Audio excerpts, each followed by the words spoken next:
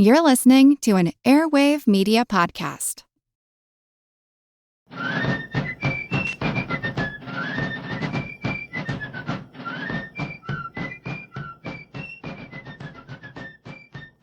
Hello, and thank you for joining the American Revolution.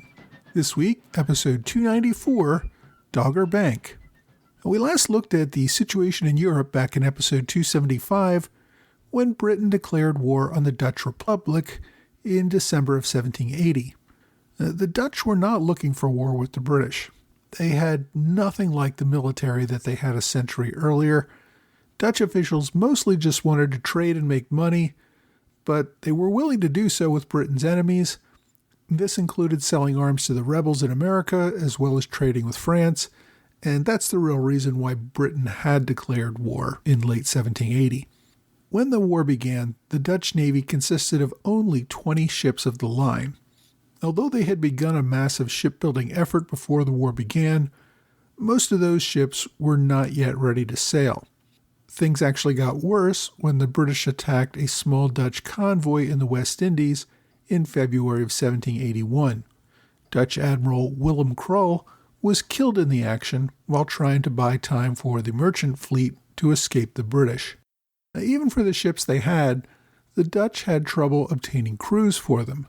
Most able seamen worked on better-paying merchant ships or had taken work on one of the many privateer vessels operating in the area. Since the government did not forcibly impress sailors like Britain did, it had great trouble recruiting enough men to sail their ships. The result of all this was that most of the Dutch Navy remained in port, ceding control of the North Sea to Britain. The Dutch had really hoped for a quick negotiated peace with the backing of the League of Armed Neutrality. Once the war started, they got some talk, but little else. By August 1781, the Dutch economy was near collapse with the end of all trade. Out of desperation, the government attempted to sail a merchant fleet out of Texel. 70 merchant ships set sail, protected by 7 Dutch ships of the line and 6 smaller frigates. Admiral John Zoutman led the fleet. For several days, the fleet escaped British notice. Then, in the early dawn hours of August 5th, Admiral Hyde Parker spotted the Dutch fleet. Parker had been escorting a British merchant fleet from the Baltic Sea back to England at the time. The ships were at the time passing through a shallow area of the North Sea known as Dogger Bank. The 67-year-old Parker had spent most of his adult life at sea in the British Navy. During the 7 Years' War, he had served under then-Commodore Lord Howe in raids against the French coast. In the most recent war, he had led fleets in both Europe and the Americas, so he was a highly experienced officer. Upon spotting the enemy fleet, Admiral Parker ordered his merchant ships to sail for the coast and prepared to attack the Dutch fleet. The British Navy ships were not in the best condition. They had been at sea for some time and were due for repairs. Even so, this was the best opportunity the Dutch fleet had provided in the North Sea since the war began. Admiral Parker could not pass up the chance to attack. At the same time, Dutch Admiral Zoutman also saw the enemy and knew he would have to do battle with the British Navy. He also ordered his merchant fleet back to Texel as he prepared to do battle with the British line. By 8 a.m., both navies had formed lines of battle. The two lines fired as they passed by each other, then turned around and went for another round. This was brutal, close-in cannon fire. Both sides took heavy casualties.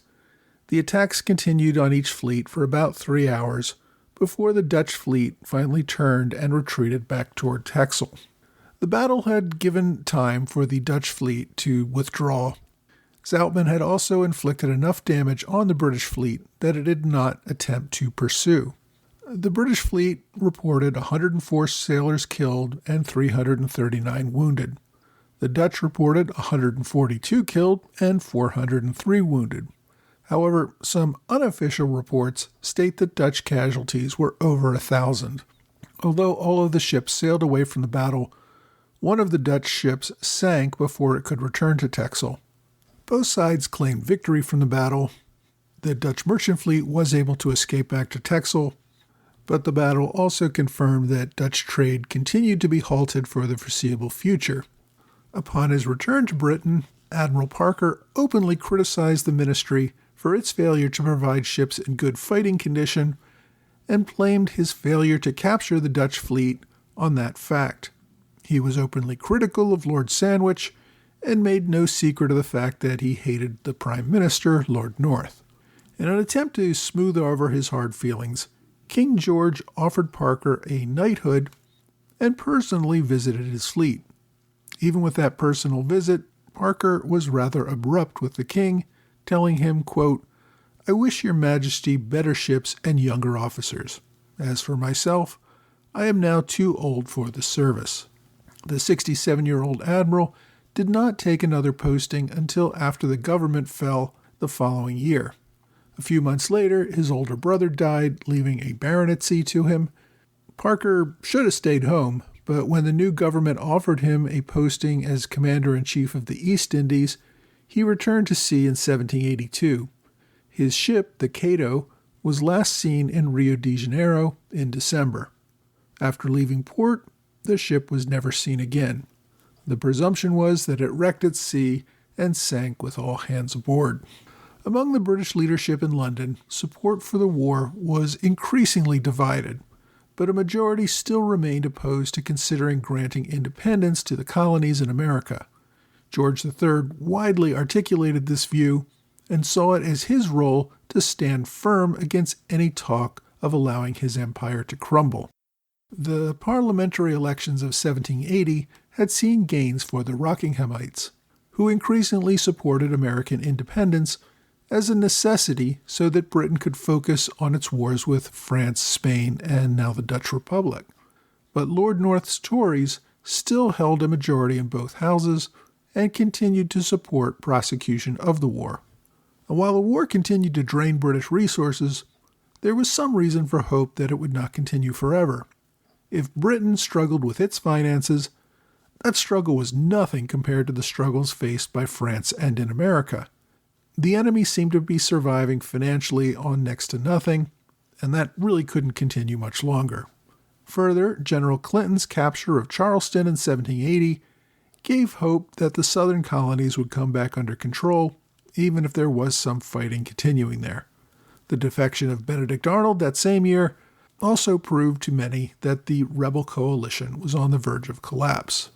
The North Ministry still felt it had a secure working majority.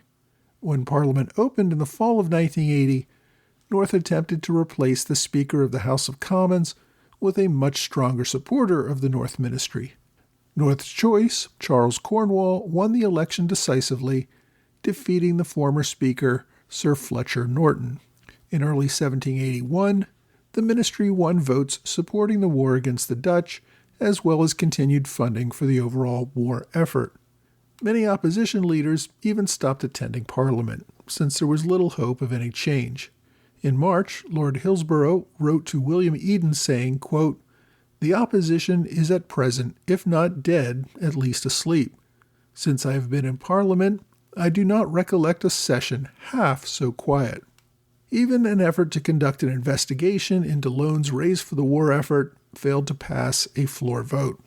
At the end of May, as some news of setbacks in the South began to arrive, the opposition used it as an opportunity to grant the Crown powers to negotiate a peace with the provinces in North America.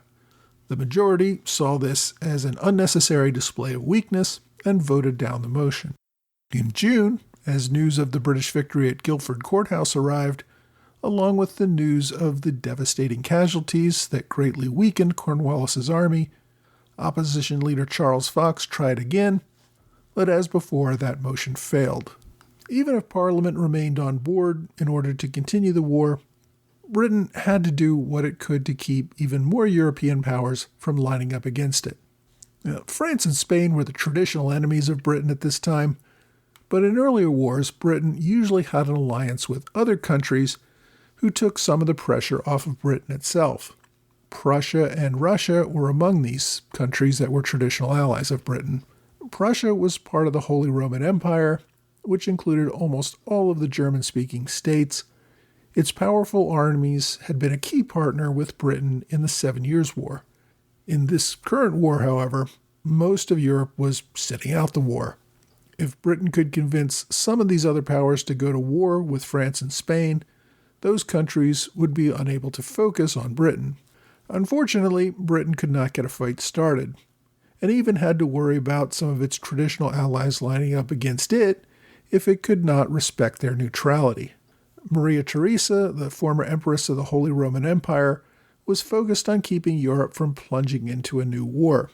Her title as Empress had vanished when her husband died in 1765 and her son Joseph II became the new emperor. Maria Theresa, however, remained a respected power on her own. I mentioned in an earlier episode how she had managed to thwart a war in 1779 when her son Emperor Joseph and Frederick the Great of Prussia almost went to war with each other over control of Bavaria. Now, had there been a war at that time, France would have been treaty obligated to go to war with Prussia again. This would have been to Britain's great benefit. But Maria Theresa kept the peace, and France could focus on its war with Britain. Maria Theresa also hoped to broker a peace to end Britain's war with France and Spain. Although she offered to mediate, none of the powers were willing to take her up on the offer. She sent diplomats to London, Paris, and Madrid, trying to convince ministers to end the war.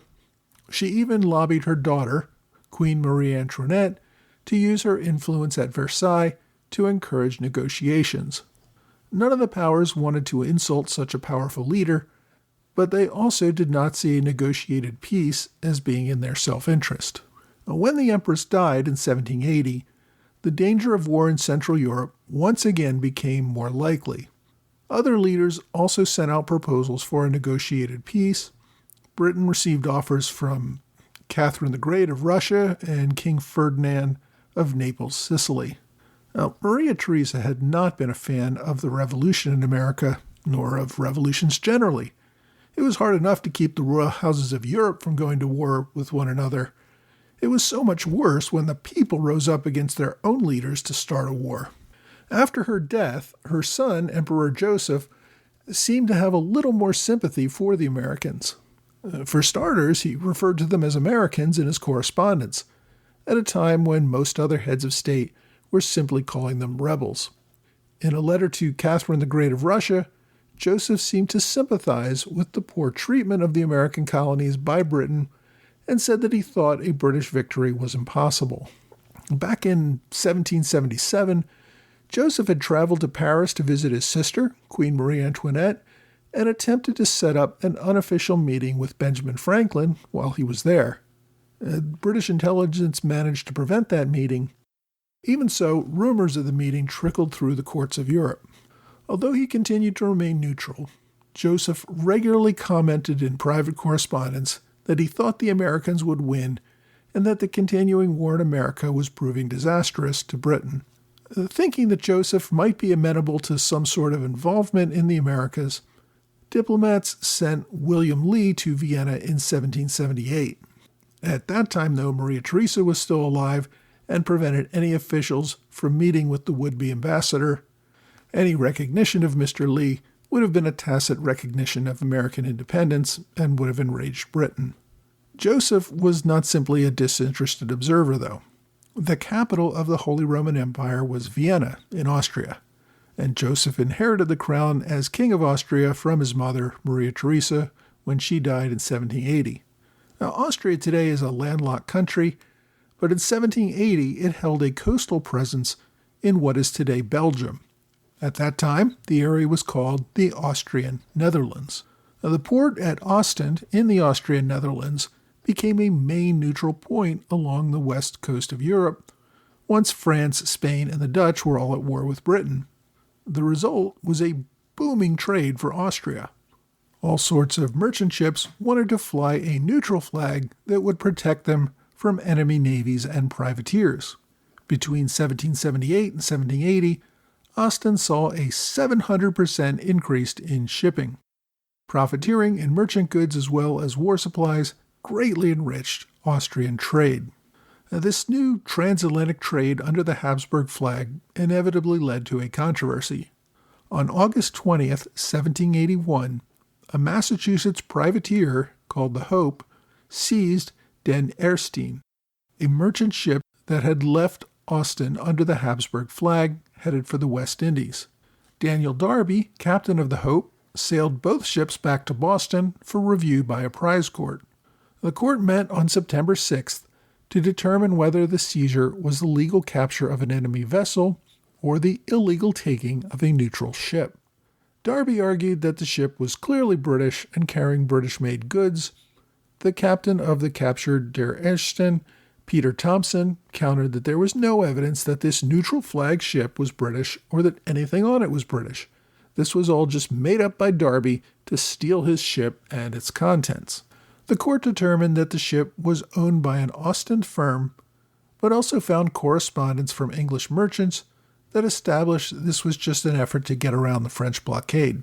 The case lingered until the end of November, when the court held that the ship was that of a neutral, but that its contents were English goods and could be seized. The split decision really did not satisfy anyone, since it was not normal practice to separate a ship from its contents.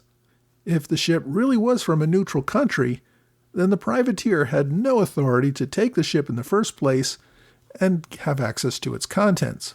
The case was appealed to a U.S. court in Philadelphia, which did not hear the appeal until 1782. The appeals court eventually found that the ship's cooperation with English merchants violated its status as a neutral and could therefore be seized. The ruling essentially endangered all ships flying under the Habsburg flag. The British used this incident to get the neutrals on their side, arguing that the Americans had proven themselves simply to be pirates. Benjamin Franklin tried to turn the decision in America's favor by trying to convince Austrian officials to send a diplomat to America to deal with future disputes on seizures. This would have created at least an unofficial diplomatic relationship with America. In the end, the Austrians did not do anything either way on the matter.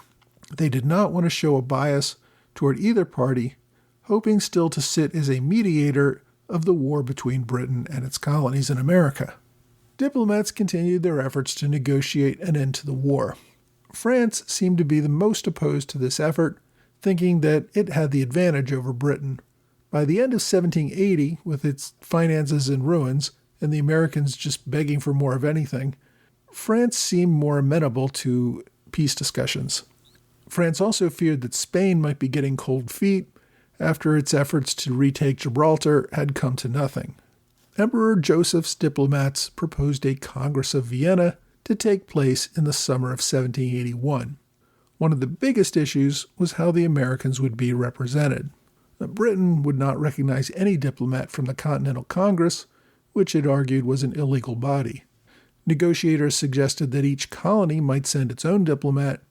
That, however, was a non-starter for the Americans, who did not want their divided interests to be exploited at the conference. In May of 1781, diplomats sent out their proposal for a conference.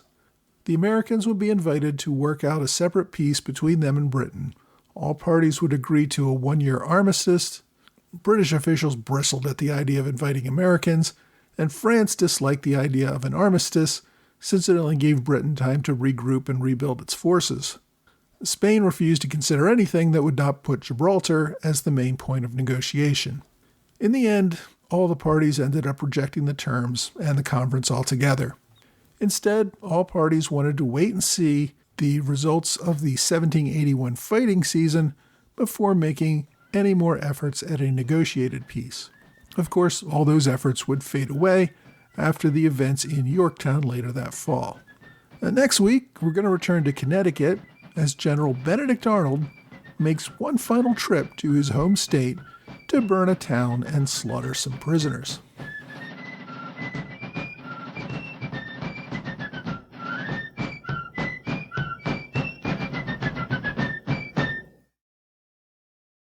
Hey, thanks for joining the American Revolution Podcast After Show, part of the Airwave Media Network. Thanks as always to my Patreon supporters in the Alexander Hamilton Club, George Davis, Mike Hager, John Celentano, and Michael Mulhern. I am also happy to welcome a new Alexander Hamilton Club sponsor, the Sons of the American Revolution. The SAR is a group of descendants of those who served in the Revolutionary War.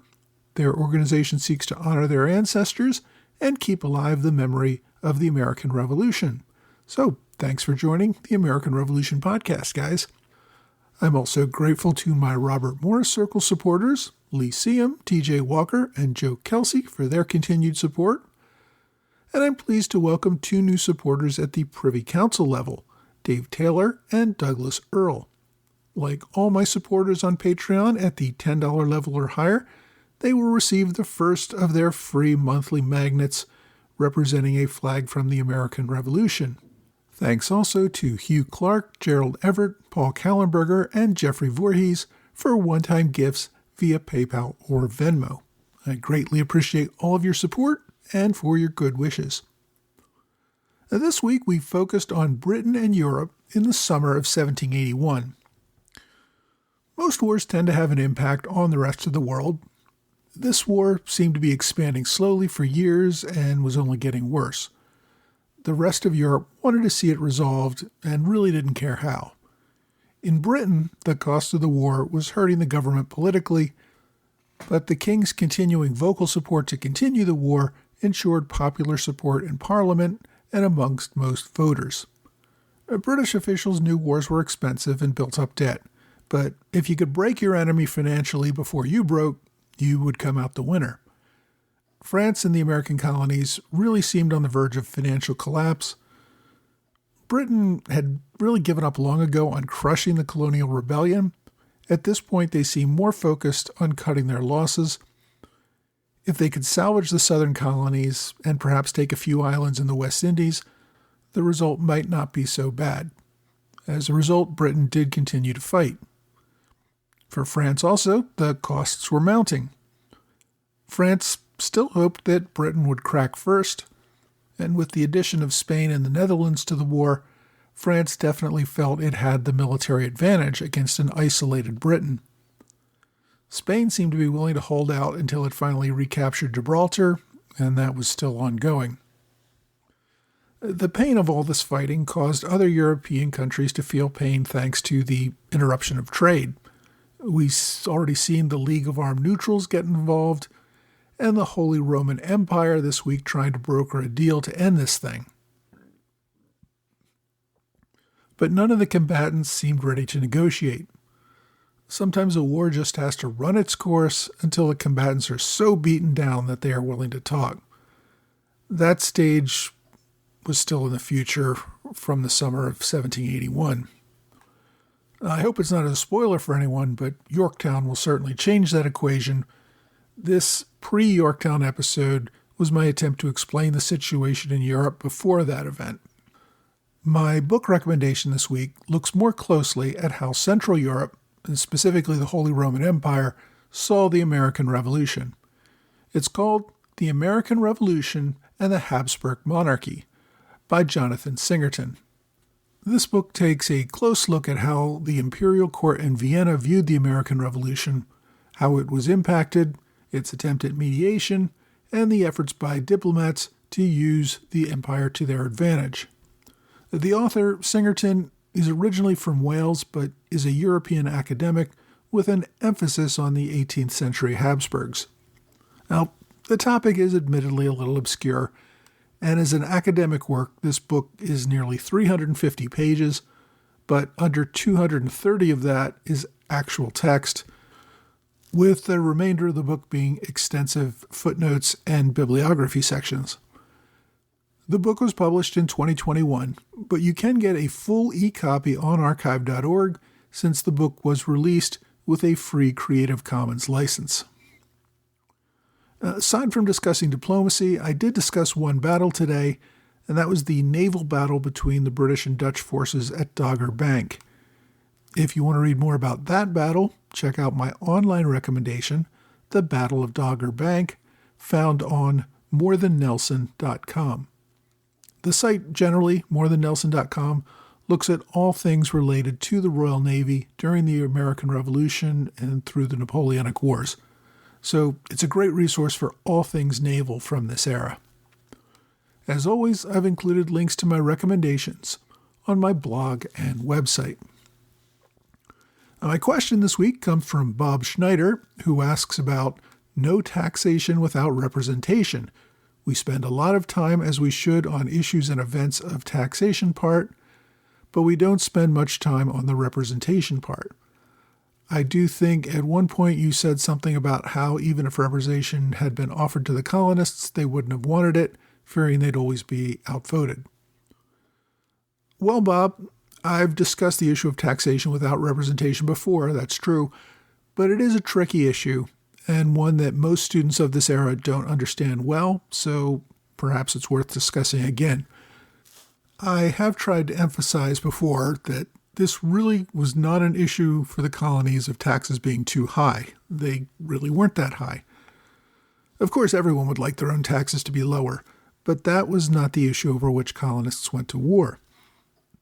Ever since they had been created, colonial legislatures in North America had levied taxes on their own colonists. These legislatures were elected by the colonists, or at least the ones with property, much like the case in Britain itself. Now, Britain had fought a civil war a century earlier over the issue of taxation. In that case, Parliament and King Charles I went to war with each other, primarily over the issue of whether the king could levy taxes on the people without Parliament. The argument at the time was that only Parliament could tax the people because the people were represented in Parliament. Any other form of taxation would be taxation without representation, and that would be considered a form of tyranny. If you look at that precedent from Parliament's perspective, it was basically holding that the English Civil War had established the precedent that Parliament had the authority to levy taxes.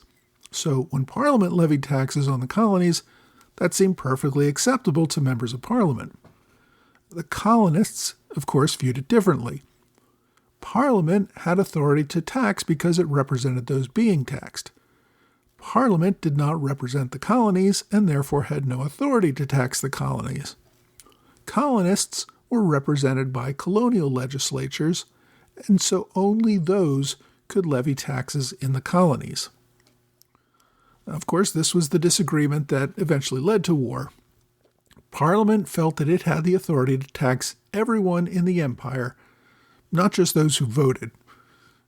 And this is an easy argument to make. At the time, only about 3% of people living in Britain were allowed to vote, yet they were all subject to taxation. Parliament understood the right of virtual representation, meaning they represented all the people, not just the voters. Even so, as the political fight grew, there were suggestions about giving the colonies some representation in Parliament. During this pre-war era, Benjamin Franklin served as a colonial agent in London before the war, and he had several conversations with members of Parliament and other important officials on this topic. Franklin made clear that the colonies did not want representation in Parliament. Token representation would not give them any real power, and full representation would be far too unwieldy. Franklin made clear that the colonies were fighting for taxing power to remain solely with the colonial legislatures. Of course, this would all remain under the authority of the king.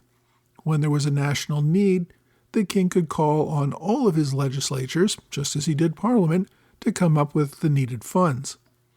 If, however, the colonial legislatures had the power to say no, then this plan seemed unworkable to officials in London. So no, the offer of token representation in Parliament would not have worked. If the British leadership had attempted to work out a better system that would leave taxing authority locally, but give them some mechanism to collect needed funds for the needs of the empire on an equitable basis, I think this could have been worked out and would have avoided war. The British leadership, however, did not focus on legitimate colonial concerns. They were rather focused on the rioting and violence that was taking place in the colonies. They saw this as a time to compel law and order, not reach a new equitable power-sharing arrangement. Now, if the British government had been more powerful, this strategy might have worked. Unfortunately for the British, they underestimated the resolve and the power of the colonies and lost. If you have a question you'd like me to answer, please reach out to me, either via email or on Twitter, Facebook, Quora, or Reddit. Well, that's all for this week. I hope you will join me again next week for another American Revolution podcast.